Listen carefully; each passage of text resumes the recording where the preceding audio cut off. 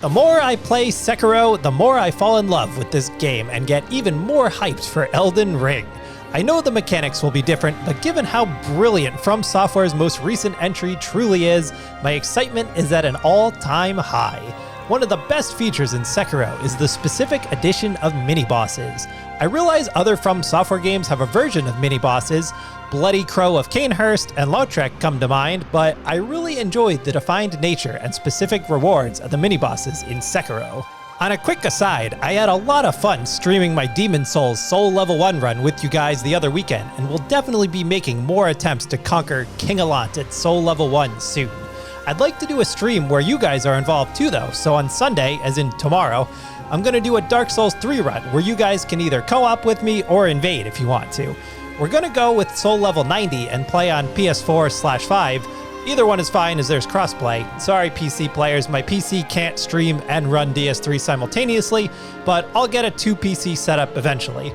We'll start tomorrow morning around 10 a.m. East Coast US, as I know a lot of you are 6 to 8 hours ahead of me. Last note, I'm not going to patronize everybody with a bunch of requests, so if you like my videos, click on all the stuff YouTube wants you to click on. Links for the rest of my rankings videos are in the description. I decided to organize the rankings by mini-boss type rather than individual entries. For example, I didn't think it made a lot of sense to count the Shishman Warriors as 3 separate entries or Headless as 5. Also, I didn't include the giant serpents or carp, as they will be included in the area rankings video.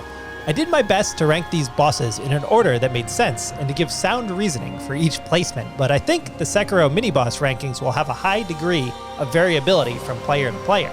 These rankings are a little less defined and off the cuff than my usual videos, but I hope you enjoy. Let's count down the Sekiro mini-bosses. Leader Shigenori Yamauchi.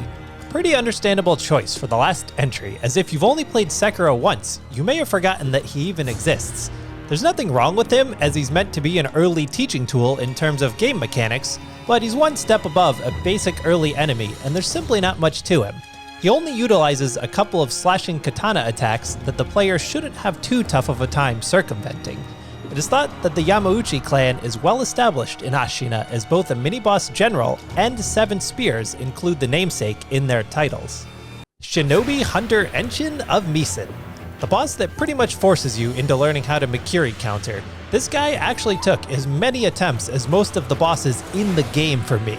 It didn't help that I failed to locate the axe that destroys the shields of the enemies leading up to the Shinobi Hunter, which made subsequent runbacks significantly more difficult than they needed to be. If you go to Hirata Estate fairly early in your first playthrough, his combination of perilous, stabbing, and swinging attacks can actually be quite difficult to deal with, as the timing and variation can be tough to read.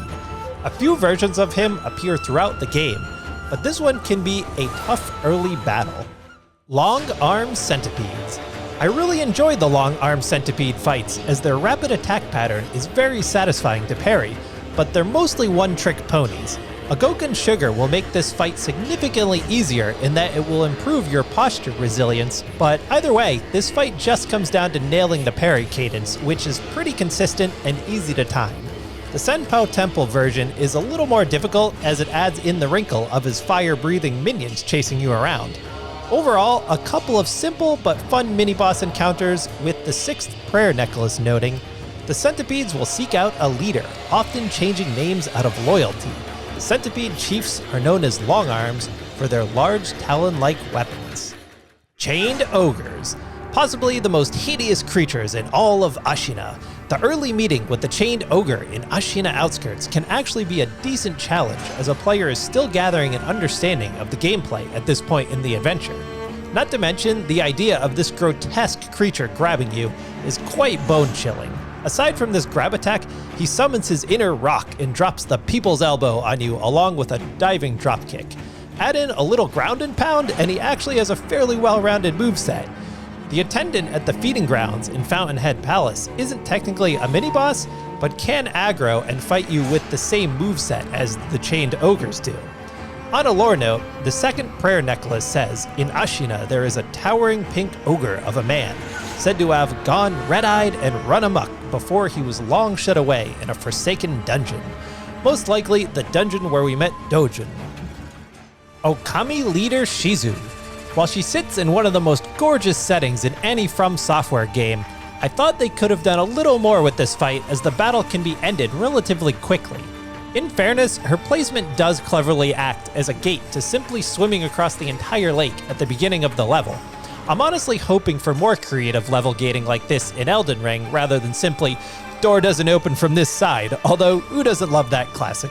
Although the fight is simplistic, she does have a graceful moveset, sports a unique lightning ball strike, and caps off one of the best sections in Sekiro.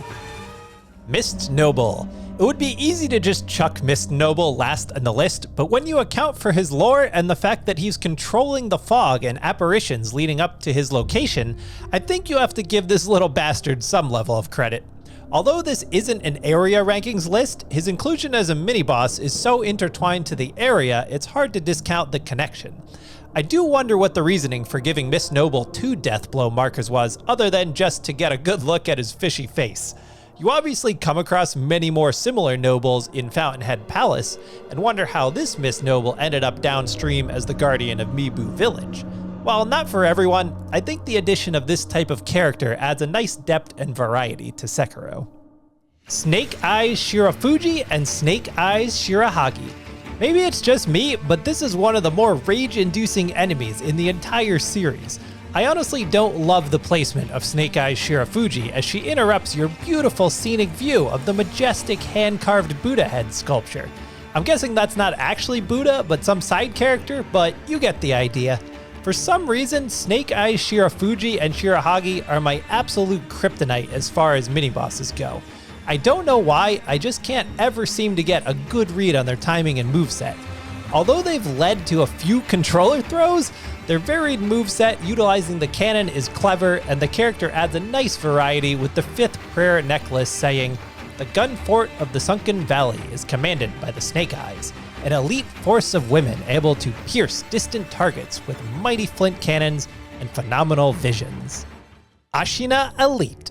I quite like these guys, as mastering the timing on their rapid-fire slashing attacks feels pretty damn spectacular. Both Jinsuke Saze and Ujinari Mizuo utilize the Ashina Cross, one of the sexiest attacks in the game. While it is beautiful and intimidating, precisely parrying the attack deals massive posture damage. Other strategies are viable, such as dodging past his attack, or fire-based offense against the red-eyed Ujinari Mizuo, but I personally find mastering the lightning-fast double parry to be most satisfying. The 4th prayer bead necklace notes, "Only those who have mastered the Ashina blade may set foot inside the castle dojo. Ishin will often stop by unannounced just to keep the students on their toes."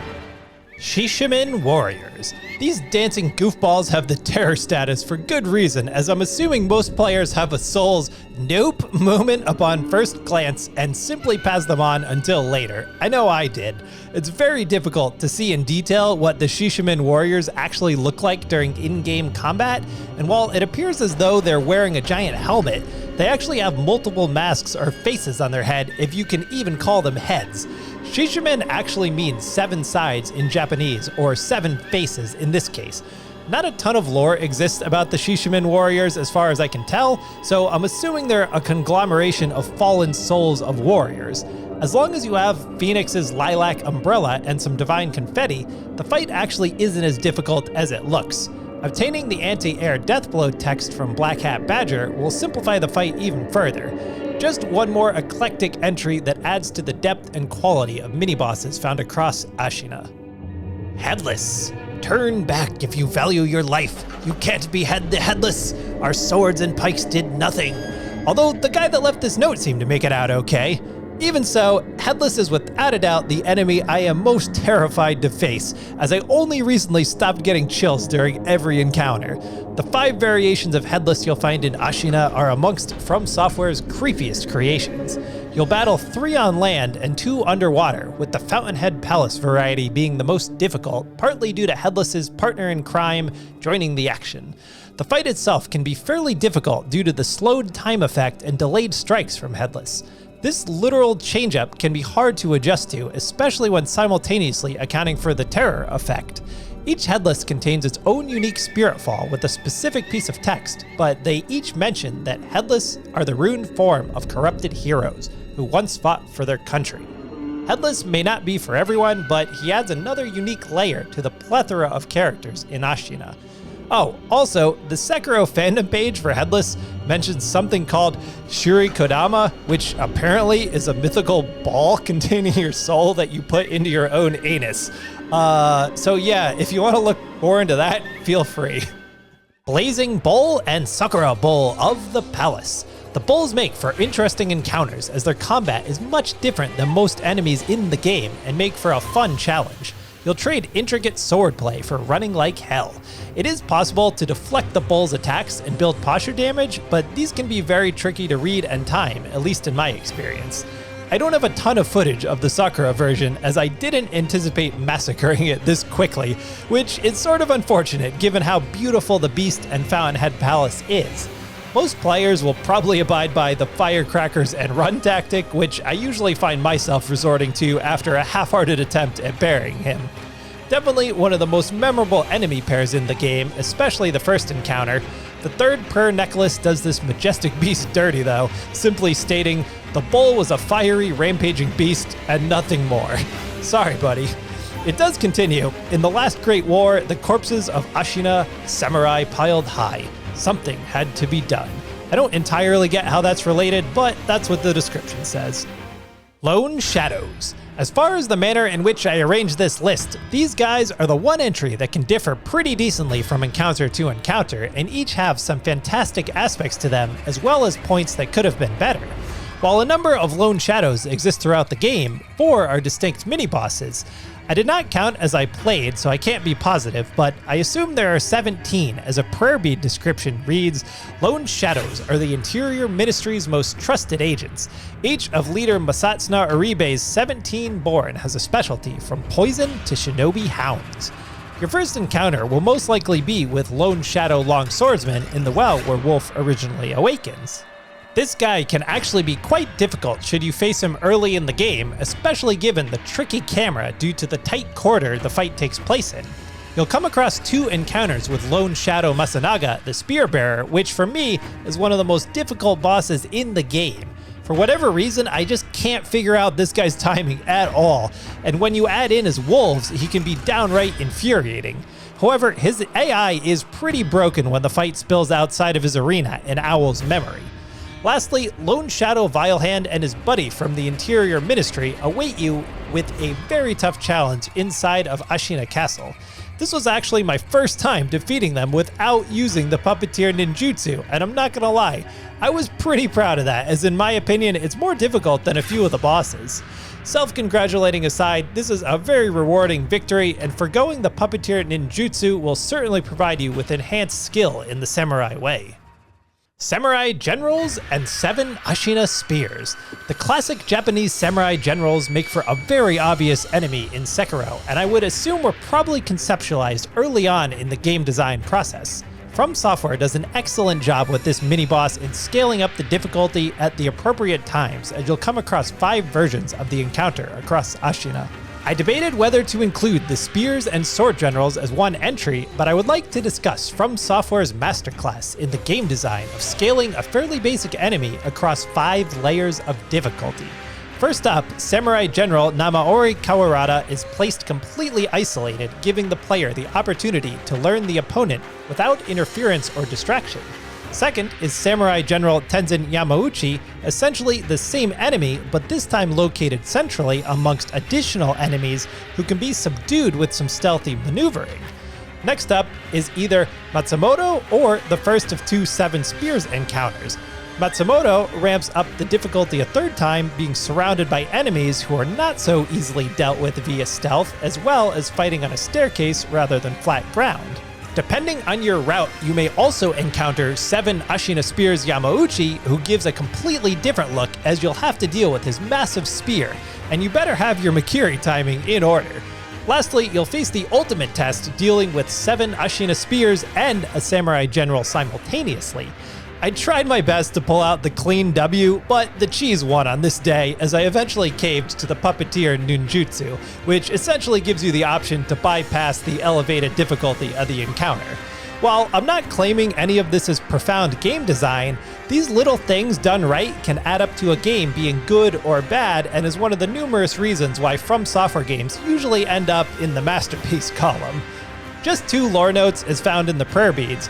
The ferocity of Ashina's army is renowned throughout the nation. Its generals are especially talented, every one of them accomplished in the Ashina sword style. As well, the 7 spears of Ashina were pivotal in Isshin's coup. He awarded the lance to none but his most loyal samurai, yet now only a few of the 7 remain. Drunkards and gluttons. Maybe it's just the comical size and design of these characters, but I actually find these encounters to be pretty entertaining. Not Shigeki though. Shigeki can fuck off. I seriously find these guys to be fantastic battles for the most part, especially the scene as a whole when you first encounter Nogami Gensai, a samurai also protecting Koto. The fight can be pretty chaotic if you directly charge into combat with Nogami, and is a memorable encounter. Juzo is well balanced given his size as he wields a massive daikatana and a number of drunken poison attacks. The second trip back to Owl's memory has you encounter the same fight, although Juzo is now surrounded by much more difficult enemies, including lone shadows. Tokujiro the Glutton, located in the Hidden Forest, is essentially the same mini-boss, although it is possible to utilize the finger whistle and the surrounding monkeys for a bit of a different encounter, although I did not do that here. The most difficult encounter, as should be given the late game stage, is Shigeki of the Red Guard.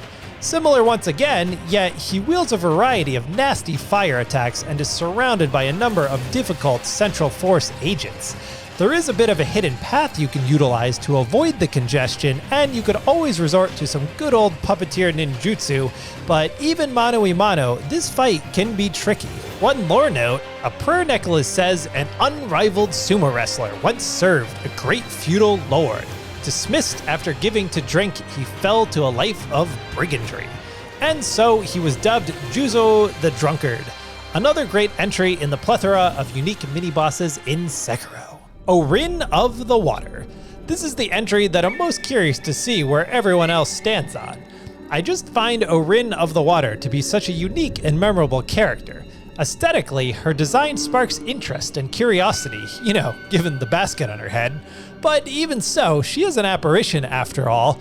As she strums her instrument named a shamisen, she asks for the whereabouts of Lord Sakuza, who little is known about, but he may have a connection to Jinzaman Komino, who stands outside the well Sekiro awakens from to begin the story. Actually, if you reach Mibu Village and defeat Orin before Jinzaman does and then interact with him, his eyes will glow red and he will attack you on sight. Given her dancing attacks and weakness to the Sabamaru prosthetic tool, it's thought that she is most likely a descendant of the Yokami. An interesting note, Orin is what's known as Egoze, who were blind female musicians that played a shamisen. If you tilt the camera just right, you can actually see Orin has solid white eyes. I actually found an interesting story in which Orin may be based on. Check out the link to that story in the description. Combat-wise, her flowing, intricate swordsmanship can be quite difficult to deal with, especially as she gives you microscopic windows to use any items, diving back into combat at your slightest hesitation. Given her depth of character, aesthetic design, and intricate combat, Orin of the Water is one of the best designed mini-bosses in Sekiro. Armored Warrior. I don't know if Armored Warrior is technically the best mini-boss in Sekiro, but he surely has to be the most memorable with his iconic final moments. The first time I did battle with the Armored Warrior, I spent 20 minutes trying to rip his armor off with the loaded spear before realizing that wasn't in the cards. The sometimes tricky but reasonable parrying patterns and available Makiri counter make for fun comment as you try and position Armored Warrior near the edge of the Skywalking Arena bridge as his deathblow marker comes near, but it's the storytelling where Armored Warrior truly shines. The Ninth Prayer Necklace says Robert's father came from afar across seas to the south in search of the Undying. Repelling 1,000 blades was a small price for the blessing of rejuvenation. Robert's firecrackers also mention, sold by little Robert and his father to raise funds for their travels. Their voyage brought them to Japan, where they would seek the Undying in an attempt to extend Robert's life. It's not explicitly stated, but it's pretty clear Robert has contracted a tragic disease as a child, and the last resort is to travel to Ashina via the heroic effort of his father, the Armored Warrior, to reach the rejuvenating waters. The combination of design, arena, and storytelling make Armored Warrior the best mini-boss encounter in Sekiro. Thank you so much for the support as always. When you guys show appreciation for the content, it really does put wind in my sails and makes me want to keep going and just get better and better and better. So I really do appreciate it. As I mentioned in the intro, tomorrow morning we'll be doing a Dark Souls 3 co-op and or invasion stream together. So if anyone wants to co-op with me or invade me and murder me, feel free to join. Anyone who wants to play is welcome. We'll probably start at roughly 10 a.m. US East Coast, so that'll give my overseas friends a chance to play with the time change. I don't know what the exact cutoff levels for invading are, but I'll be playing at soul level 90. Anyone who wants to co-op can, given Dark Souls 3 scales you to roughly the host level. Thanks for checking out the Sekiro mini-bosses though. I'm not sure yet, but I might take a small leap outside the FromSoftware universe and do Jedi Fallen Order next, as I know a lot of Souls fans like that game too. I hope that's okay. I hope to see you guys in Dark Souls 3 tomorrow. Have a good day. Peace. Farewell, good hunter. May you find your worth in the waking world.